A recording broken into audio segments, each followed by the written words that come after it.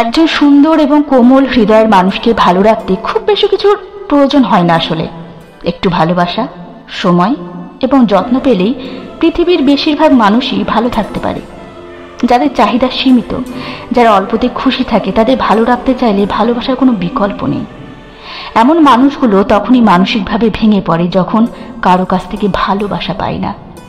একমাত্র যত্নই পারে একজন পুরোপুরি ভেঙে পড়া মানুষকে স্বাভাবিক জীবনে ফিরিয়ে আনতে। ভালোবাসা, সময় এবং যত্ন দিয়ে একটা মানুষকে ভালো রাখা যায় সহজেই। পৃথিবীতে কোমল হৃদয়ের মানুষগুলো সবচেয়ে অবহেলার শিকার হয়।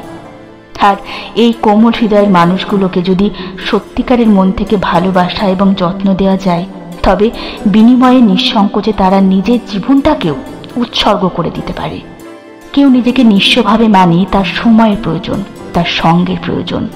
পর্যাপ্ত সময় এবং যত্ন পেলেই মানুষ ভালো থাকতে পারে, তার মন ভালো থাকে।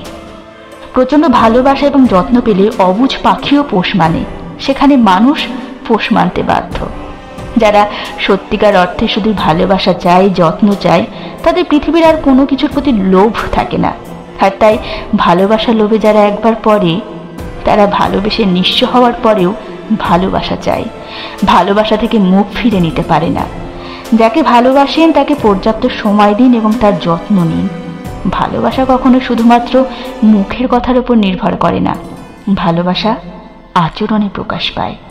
আপনার আচরণ যদি মানুষটার প্রতি যত্নশীল না হয়, যদি মানুষটাকে বোঝার ক্ষমতা বা ইচ্ছে কোনোটাই না থাকে, তবে মানুষটাকে ভালো রাখবেন কি করে? আর ভালো রাখতে না পারলে মানুষটাকে ভালোবাসার সার্থকতা কোথায়?